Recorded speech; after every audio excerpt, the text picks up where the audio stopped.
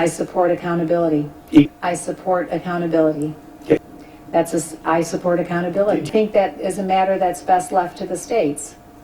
So some states might be good to kids with disabilities and other states might not be so good, and then what, people could just move around the country if they don't like how their kids are being treated?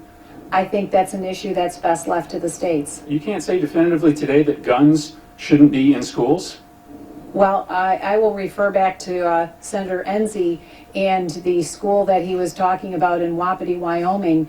I think probably there, I would imagine that there's probably a gun in the school to protect from potential grizzlies. I want to go back to the Individual with Disabilities and Education Act. That's a federal civil rights law. So do you stand by your statement a few minutes ago that it should be up to the states whether to follow it?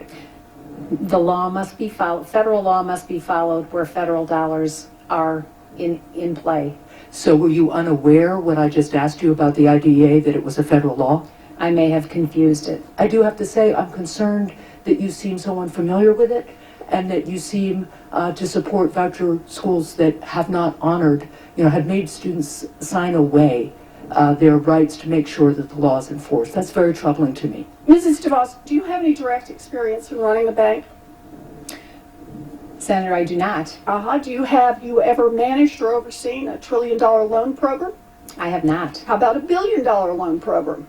I have not. Okay, so no experience in managing a program like this. Mrs. Devos, have you ever taken out a student loan from the federal government to help pay for college?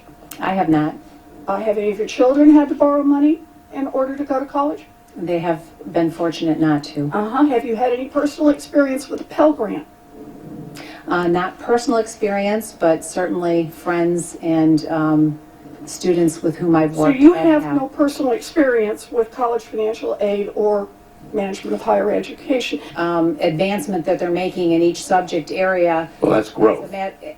That's not proficiency. So in other words, the growth they're making is in growth. The proficiency is an arbitrary standard. If they've reached a level, the proficiency is if they've reached a third grade level for reading, etc.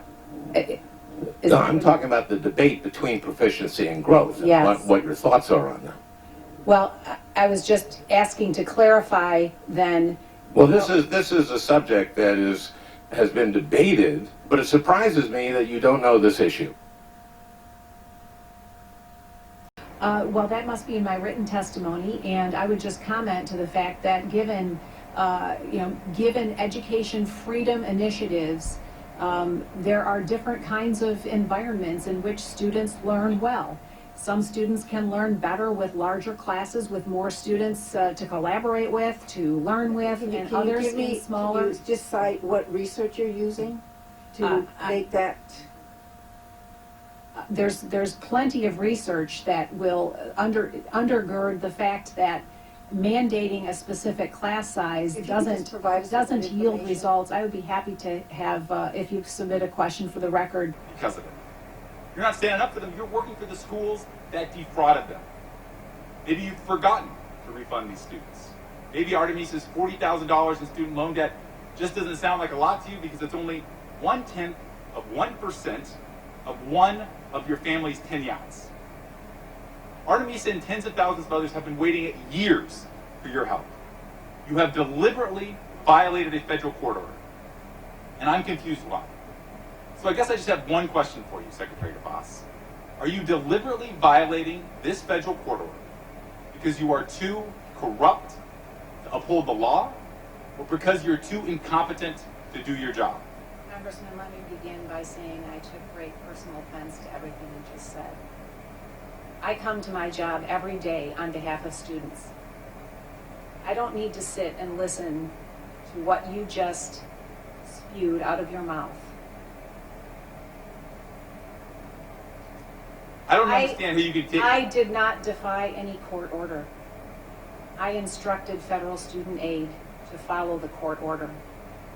If you had been here earlier, you would have known that mistakes were made on the part of federal student aid employees and on the part of loan servicers that when they were discovered were immediately acknowledged and corrected. Secretary DeVos, They have been my time, remediated. please. They I have understand been that you've been remediated. held, that you are taking offense. The reality is there are tens of thousands of students whose financial futures have been ruined by 3 years of inaction. And you're just making excuses. You're blaming this problem on somebody else. You were Secretary of Education for 3 years. And you are trying to defy the facts of this matter. Yes or no, were you held in contempt of court and fined? Congressman, I have not been able to address all of the Corinthian College claims because a court stopped us in May of 2018. That's simply not true. That is true. The courts said there was nothing stopping the department from processing these borrower defense claims. There was something stopping. There was a lack of process. The court said we could simply forgive them all, but that was not the right answer. The right answer is to do what's right for students and to do what's right for taxpayers. And that is my goal, and that is going to continue to be my goal. What's right for students is helping the tens of thousands of students who have been defrauded. Students like Artemisa. And blaming this problem on somebody else, taking 3 years to make absolutely no progress, it's not helping these students. It is only helping the scam colleges that defrauded them. Thank you, Mr. Where Chairman. students have been financially harmed, they are going to have relief. We have a new methodology, which once again, if you had been here earlier, you would have known. We have just implemented it last week. We are beginning to process them again. And students will be considered, their claims considered individually. And I am looking forward to addressing all of them. Nothing disturbs me more than all of the pending claims that have been there and that we have not been able to address appropriately. Schools in Michigan gotten better? I don't know overall, I can't say overall that they have all gotten better. Have you seen the really bad schools? Maybe try to figure out what they're doing? I have not intentionally visited schools that are underperforming. Maybe you should. Maybe I should, yes.